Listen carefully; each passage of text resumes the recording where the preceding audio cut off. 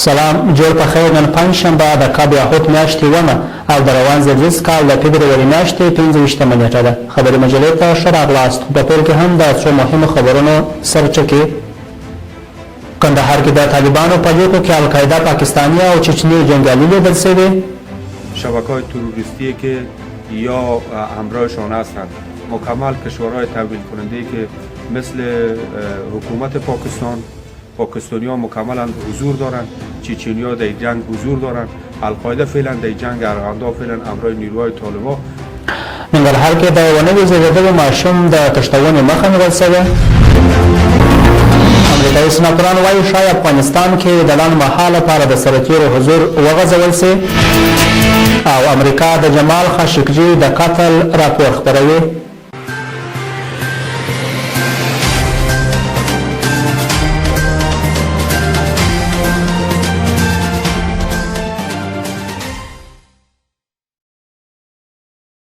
درنو لیدونکو او درنو اوریدونکو بیا هم ښه راغلاست. خبري ساعت تر تازه خان محمد سیال وړاندې کوم.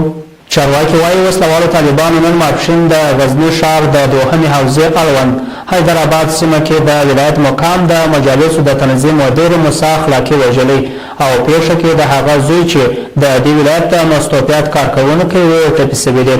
د دې پیښې مسؤلیت تر اوسه کومې وسلوالې ډلې په غاړه نه دی اخیستی. نن ورځ غرمه مهال شاوخوا 1 بجه د غزني ولایت مرکز اړونده د کلی نور خان پر سیمه کې له بده مرغه ناپېژاندو وسلوالو د غزني ولایت مقام د جلساتو تنظیمونکی مدیر ښاغلی محمد موسی اخلاقي په ډزو سره شهید کړی ده او د هغه زوی یې ټپي کړی ده. دغه سیمې همدغه عاملین یې له سیمې په تېښته بلل شوي دي. زموږ امنیتي ځواکونه کوښښ کوي تر څو یاد کسان ونیسي او د قانون منګولو ته یې وسپاري. کندهار کې د طالبانو په لیکو کې القاعده پاکستاني او چچني جنګیالي لیدل شوي.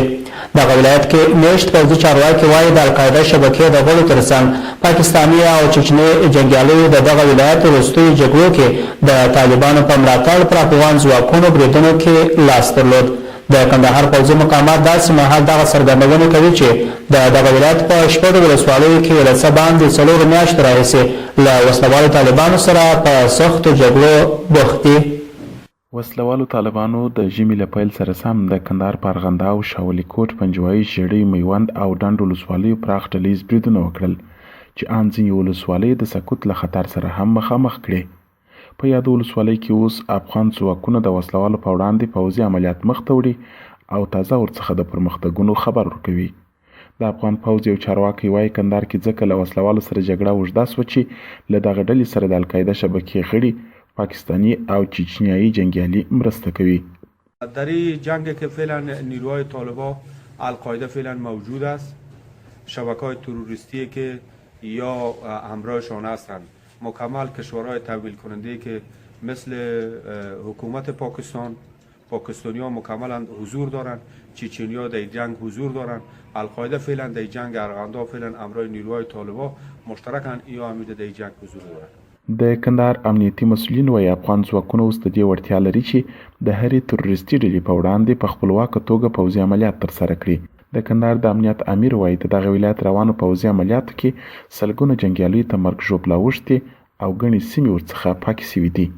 دښمن په وړاندې چې امنیتي او دفاعي ځواکونه عملیات کوي په تدریجي شکل مخ ته ځي چې ماینونه یې فرش کړي دي، ماینونه خنډ دي د عملیاتو په مخ کې او امنیتي او دفاعي ځواکونه هم ډېر د احتیاط متعدانه حرکت کوي چې ملکي تلفات په وجود رانیسي. تاسې وینئ چې 80% ارغنداو پاک شوی دی، په مشترک ډول پاک شوی دی او ملکي تلفات دلته موږ نه لرو. ښه خبر همدغه دی او انشاءالله ډېر ژر موږ د کندهار ولس او کندهاریانو ته اطمینان ورکوو چې موږ به ارغنداو د دښمن د وجوده څخه پاک. عام خلک بیا د جګړو د پیچلتیا پر ځای د سولې تړون د عملي کېدو او تاوتریخوالي د کمښت غوښتنه کوي. دلته موږ غواړو چې امن جوړ شي، داسې د ټکان له لاسه زموږ له کوچنیان بې جدا شي او داسې سره په تکلیف کې موږ غواړو چې امن راشي، سوله راشي. موږ په دا وطن کې سوله غواړو، امنیت غواړو، سوله راشي، دواړه سره کښېني، سره یو لاس شي، دغسې په مقصد په وطن کې سوله راشي. ټول مؤمنان ټول ګره دار په داره سوي دي. که څه هم طالبانو د پوځي مسؤلینو د تازه څرګندونو په اړه کوم خبرګون نه دی ښودلی، خو تر دې وړاندې د امریکا د خزانې وزارت هغه راپور رد کړی و چې پکښې ویلي وه طالبان لا هم له القاعده شبکې سره اړیکې پالي. خو د هیواد د ملي امنیت شورا ویاند رحمت الله اندړ تازه ویلي چې طالبان له القاعده شبکې سره خپلې اړیکې لا هم نه دي پرې کړې. د امریکا او طالبانو د 2020 کال د فبرورۍ 29مې د سولې تړون له مخې باید دا ډله د القاعده او داعش په څېر له ترهګرو ډلو سره خپلې اړیکې پرې کړي. په روزګان کې دیني عالمانو د مولوي انصاري څرګندونې چې د حکومت ضد یې کړې وې په کلکه وغندلې. د دیني عالمانو شورا په مرکز ترینکوټ کې په یوه خبري غونډه کې د مولوي انصاري هغه څرګندونې چې ویلې وه د اوسني نظام څخه چې څوک ملاتړ کوي لویه ګناه ده په کلکو ټکو غندلې دي. مرکز ترینکوټ کې د دیني عالمانو شورا د مولوي انصاري هغه څرګندونې چې د حکومت ضد یې کړې وې په کلکه وغندلې. مولوي انصاري چې په هرات کې د یو مسجد امام دی تېره جمعه د حکومت ضد څرګندونې کړې وې. نوموړي ویلي وه هغه څوک چې په اوسني نظام کې دنده مخته وړي او ملاتړ یې کوي لویه ګناه کوي. دیني عالمان له حکومت څخه غوښتنه کوي چې نوموړي دې د زندان پر ځای اعدام کړي. موږ د خدای روی ورته نیسو، د قرآن روی ورته نیسو چې د دغه پښتنو د دغو مسلمانانو د وطنو هغه ما سره هغه یو د جېجاو سړي خبرې کولې ورکه به د دوی د داسې زموږ ښځې راوتی چې موږ د قرآن د خدای ووایي، هلته اوبه وروړه، هلته په کورو کې اودس تازه کړي د خدای په لاس. اوس د بي بي سي څخه بي بي سي برایي دغه بحث ول دا علت چې دی چې دا کوچنیانو ښځې و نارینه مړي په ټول افغانستان کې یوه جاهل ولاکه ورته ویلي چې علت یې دغه دی، علت خو دغه دی ورته ووایه یوه جاهله د افغانستان چې علت یې دغه دی چې دغه خلک په کورو کې د مسلمانانو ناست دي، حکومت ټک نشي پر کولی، وایي کوچنی به مړ شي یا به ښځه مړ شي یا یو سپین ږیری مړ شي. له دغه حیثیته احتیاط کوي حکومت.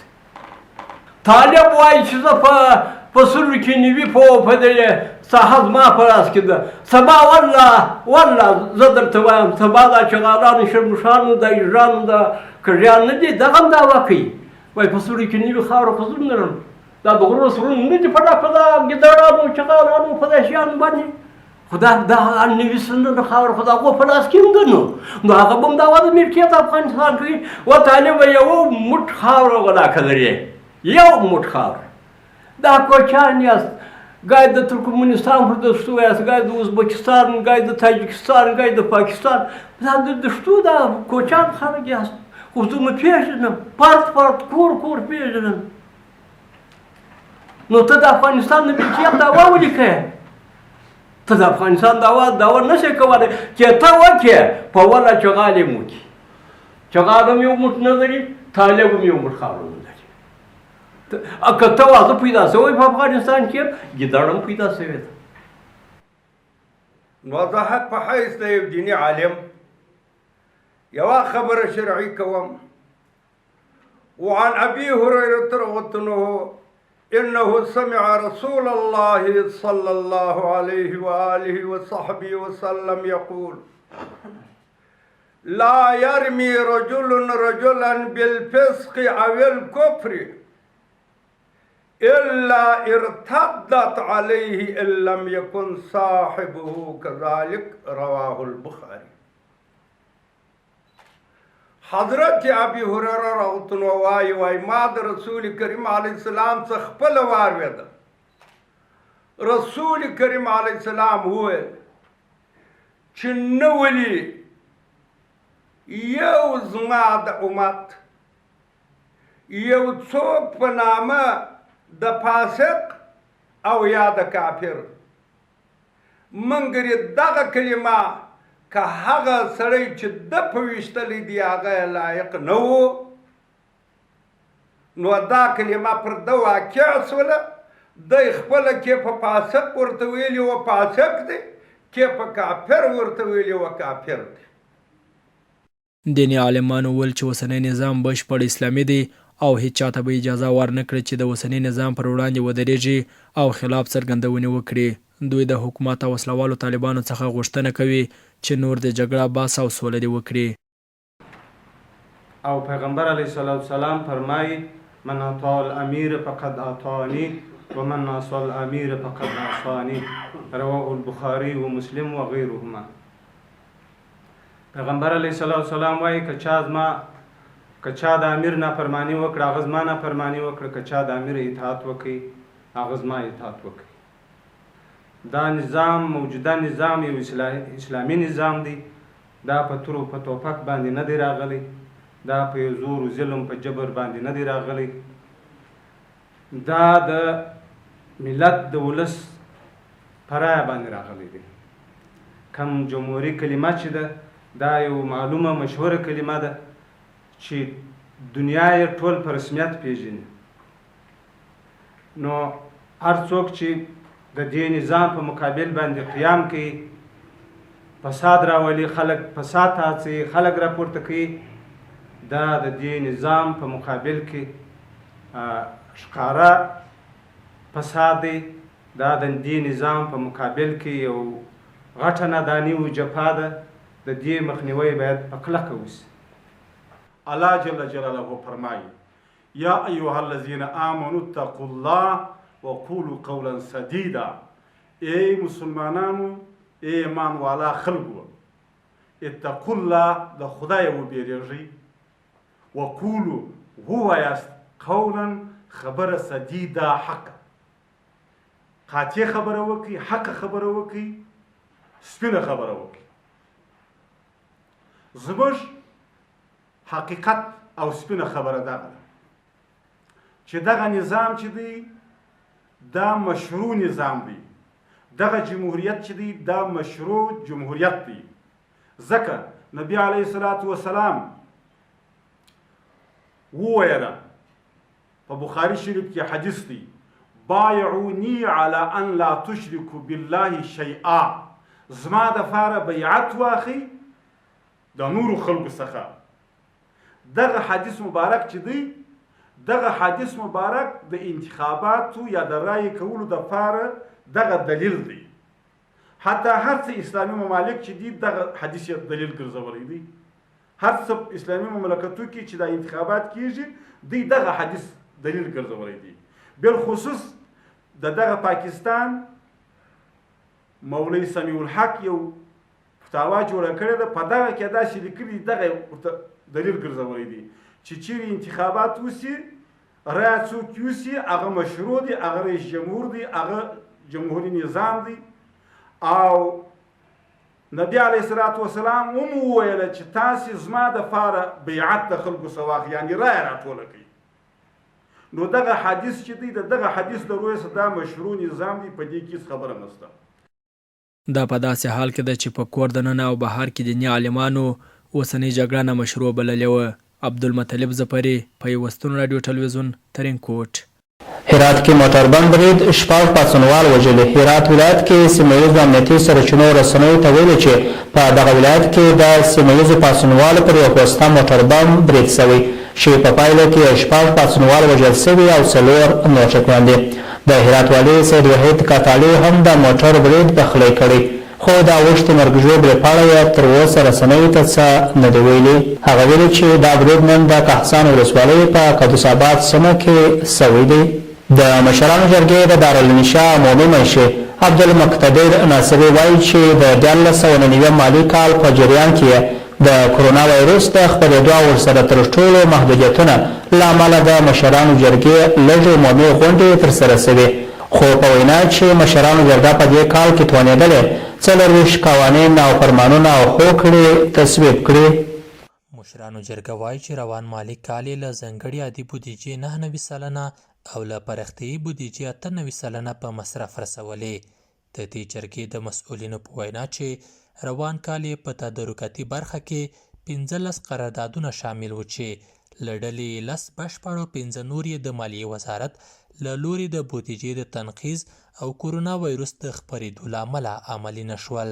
چې بیا متاسفانه د کرونا د وجې نه چې اکثره فعالیتونه وځنډېدل، بودیجه تنقیز شوله، موږ ونشو کولی چې 15 واړه قراردادونه مخته یوسو، بلکې 10 قراردادونه د دغه شرایطو سره موږ 10 قراردادونه خپل مخته وړلی شول. د دې جرګې د مسؤلینو په وینا چې د 1999 لمریز کال پر مهال یې 170 شکایتونه څېړلي او روان کال یې د ستونزو د حل په موخه 950 عمومي 611 نوبتي او ترڅنګ 21 د کمیټو غونډې کړي دي چې د کورونا وایروس سربیره چې د دوی په وینا په غونډو یې مستقیم اغیز درلود.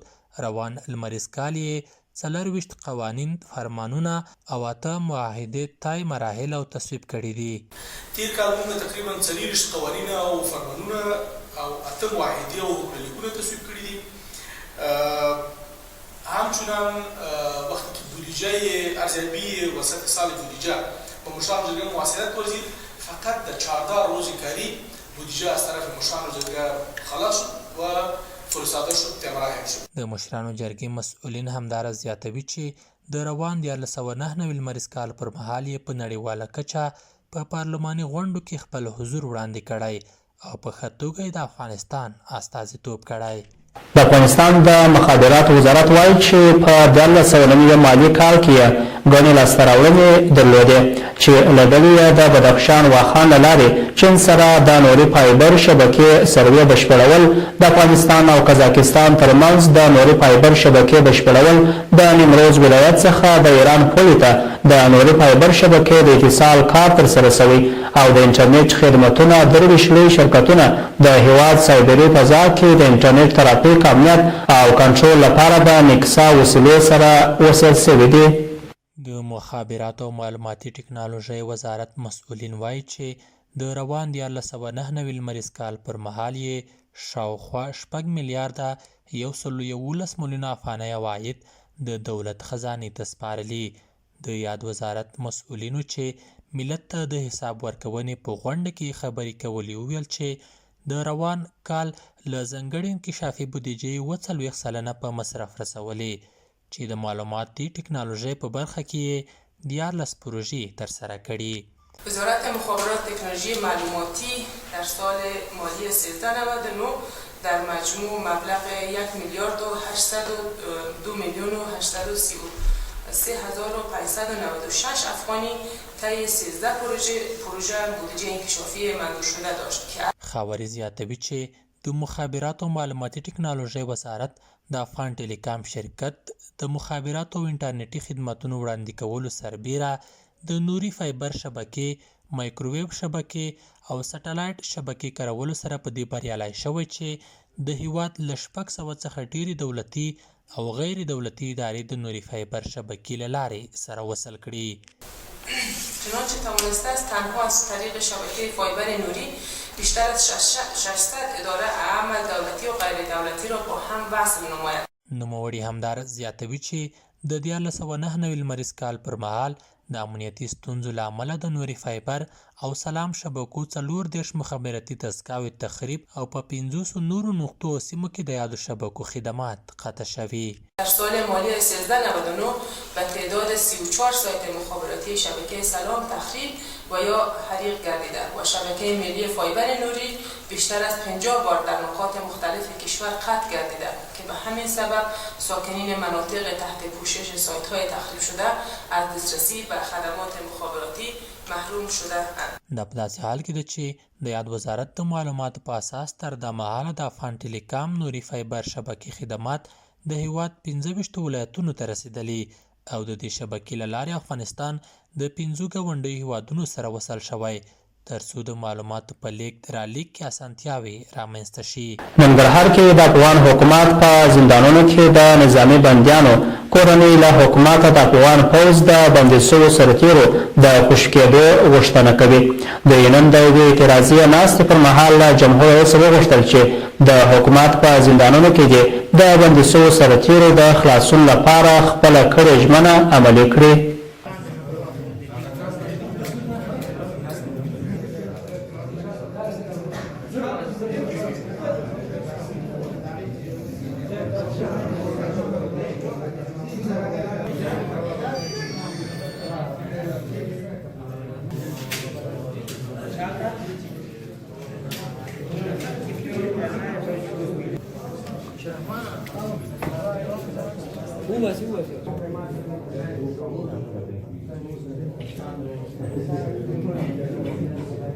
Very good. بل خو ننګرهار کې د یوه نوي زېږېدلي ماشوم د تښتونې مخه نیول سوې ده. د ننګرهار د امنیه قومندانۍ ویاند فرید خان وایي د خوږیاڼي ولسوالۍ له روغتون څخه یو نوی زېږېدلی ماشوم چې د یوې مېرمنې له لورې تښتول سوی و د پولیسو له لورې د تښتونکي له منګولو خلاص او خپلې کورنۍ ته سپارل سوی. د نوموړي د معلوماتو له مخې هغه مېرمن چې ماشوم یې تښتولی و د چراګام ولسوالۍ اوسېدونکې ده چې اوس مهال د خیبر پښتونخوا په چارسدۍ سیمه کې ژوند کوي. فرید وایي چې له یادې مېرمنې یې د ماشوم د تېښتې په اړه پلټنې پیل کړي خو نور معلومات به وروسته له رسنیو سره شریک کړي. نن سهار پولیسو ته یو اطلاع راغله چې د خوږیاڼو د کلینیک نه یو ماشوم چا پټ کړی دی او پولیسو په دې باندې اجرات شروع کړل او دغه ماشوم موږ د سرخود ولسوالۍ په مربوطاتو کې د یو ښځې سره پیدا کړو چې د ښځې ډېر په مهارت سره دغه ماشوم یې پټ کړی و. غوښتل چې دا ماشوم پاکستان ته یوسي. د پولیسو لخوا دا ښځه ونیول شوه چې دوی په خپلو جرمونو باندې اعتراف کړی چې اوس دغه ماشوم موږ رسما خپلې کورنۍ ته وسپارو. او وروستی کورنۍ خبر ده چې په خوست ولایت کې د زرغون خوست په نامه درې ورځنۍ میله پیل شوه. ځایي چارواکي وایي چې په دې میله کې به سلګونه ځوانان برخه ولري او په رضاکارانه ډول به زرګونه میوه لرونکې او بې میوې ونې د ښار په بېلابېلو سیمو کې کښېنوي. او دا هم د دې ساعت څو بهرني خبرونه.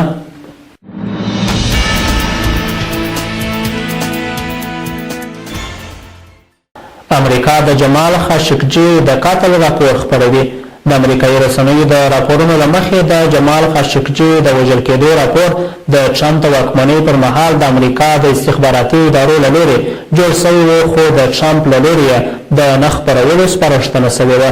اوس سپینه ماڼۍ وایي چې بایډن به د دغه راپور د خپرېدو په اړه د سعودي عربستان له پادشاه ملک سلمان سره خبرې کوي.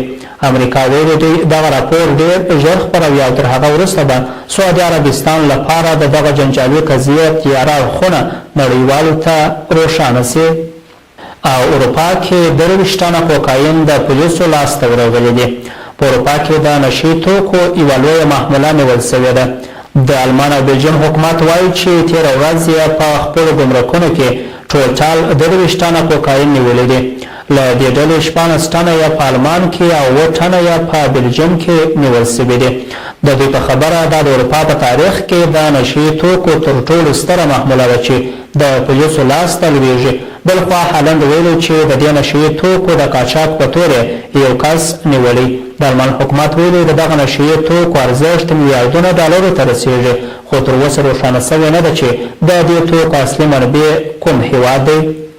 درنو لیدونکو د هوا حالاتو د لیدلو لپاره زموږ سره اوسئ.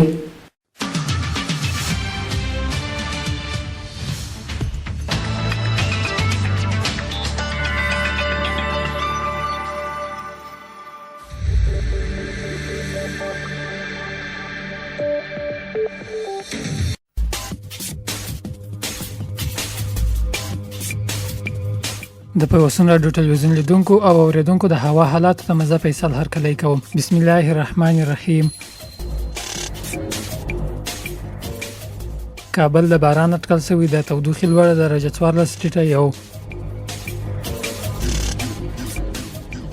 ننګرهار اسمانځای ځای ورځ د تودوخې لوړه درجه 21 ټیټه 10. بلخ اسمان ورځ د تودوخې لوړه درجه 4 ټیټه -3. هرات اسمانځای ځای ورځ د تودوخې لوړه درجه 9 ټیټه -4. کندهار اسمانځای ځای ورځ د تودوخې لوړه درجه 14 ټیټه 1. روزګان اسمانځای ځای ورځ د تودوخې لوړه درجه 12 ټیټه 1. زابل اسمانځای ځای ورځ د تودوخې لوړه درجه 7 ټیټه -3. او په هلمند ولایت کې به هم سبا اسمانځای ځای ورځ وي د تودوخې لوړه درجه 15 ټیټه 0. د پیوستون راډیو ټلویزیون لیدونکو او اوریدونکو دا و د هوا حالات چې د سانتیګریډ په درجه اټکل شوي وو. له ملتیا مو مننه. درنو لیدونکو او درنو اورېدونکو په دې سره مو خبري ټولګه پای ته ورسېدله. تاسو خپل ټول همکارانو ته مننه. تر بیا ښه چات.